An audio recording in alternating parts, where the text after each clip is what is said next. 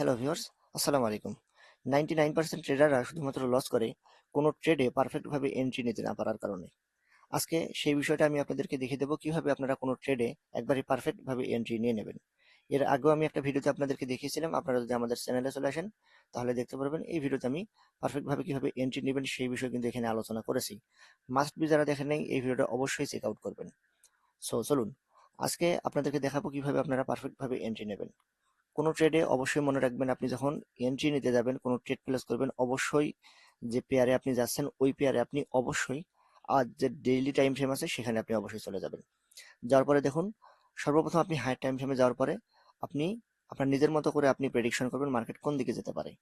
তো আমি আজকে আপনাদেরকে দেখাবো একটা ট্রিক্স যেটার মাধ্যমে আপনারা খুব ভালোভাবে আপনার যে এন্ট্রি আছে সেটা আপনি এক্সিকিউশন করে ট্রেডে এন্ট্রি করতে পারবেন। সো এখানে দেখুন আমরা ডেইলি টাইম ফ্রেমের মধ্যে চলে আসছি।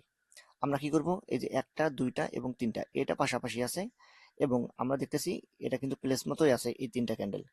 এবং আমি এখানে কি করব, একটা বক্স নেব।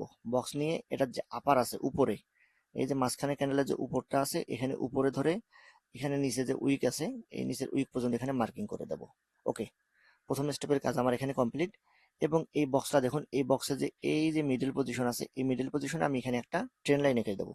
তো এখানে একটা ট্রেন লাইন নিয়ে আসলাম, আসার পরে এখানে আমরা এই বরাবর ধরে মিডল বরাবর আপনি ভালোভাবে মার্কিং করে নেবেন। একটা ট্রেন লাইন আমরা এঁকে দিলাম। ওকে, আমাদের এই যে আপার টাইম ফ্রেম যেটা ছিল এখানে আমাদের কাজ শেষ। এখন আমরা কি করবো, এখান থেকে শিফট হয়ে আমরা 4 আওয়ার টাইম ফ্রেমের মধ্যে চলে যাব।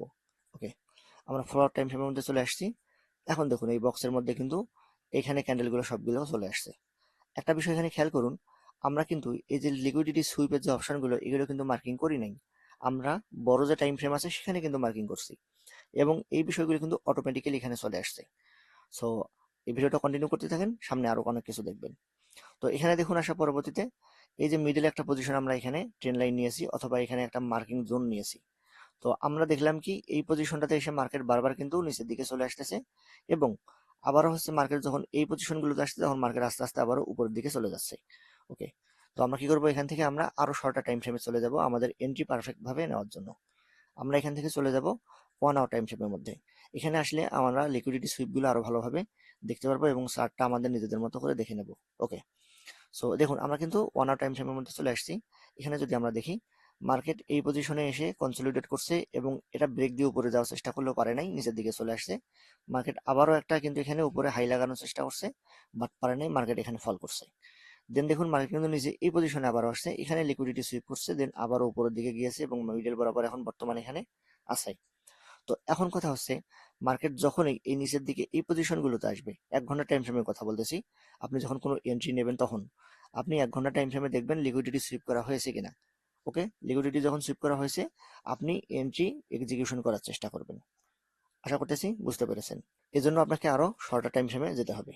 তো আমরা শর্টার টাইম ফ্রেমে যাব, 1 ঘন্টা থেকে আমরা শিফট হবো 15 মিনিটের টাইম ফ্রেমের মধ্যে। আমরা 15 মিনিটের টাইম ফ্রেমে চলে আসছি। আমরা আবারও আমাদের চার্টটা আমাদের নিজেদের মতো করে এখানে নিয়ে নেব। এখন দেখুন এখানে এই যে উপরে কিন্তু এই পজিশনগুলো আমরা মার্কিং করব এবং নিচে যে এই পজিশনগুলো আছে এগুলো আমরা মার্কিং করব। যখন কোনো ট্রেড আপনি যখন এই যে বক্সের মধ্যে যখন থাকবে তখন আপনি দেখবেন নিচের দিকে যদি এই পজিশনে আসে, অর্থাৎ আমি মার্কিং করে যদি দেখাই এই পজিশনে যদি আসে, তাহলে আপনি চেষ্টা করবেন এখানে লিকুইডিটি সোয়াপ করার পরবর্তীতে আপনি আপার ডিরেকশনে ট্রেড প্লেস করার জন্য। আর যদি উপরের দিকে মার্কেট থাকে তাহলে আপনি কি করবেন, নিচের দিকে ট্রেড প্লেস করার চেষ্টা করবেন। আশা করতেছি বুঝতে পেরেছেন। তো এখানে দেখুন একটা বিষয়, এই যে পজিশনটা দেখুন এখানে কিন্তু নিচে একটা পজিশন ক্রিয়েট করছে এবং এখানে লিকুইডিটি সুইপ করছে। তো এখানে যদি আমরা ট্রেডটা এন্ট্রি করতে যাই তাহলে কিন্তু আমরা এই 15 মিনিটের টাইম ফ্রেমে ট্রেড এন্ট্রি করতে পারবো না। কেন পারবো না, আমরা যদি এটা বড় করে দেখি তাহলে আপনারা বুঝতে পারবেন।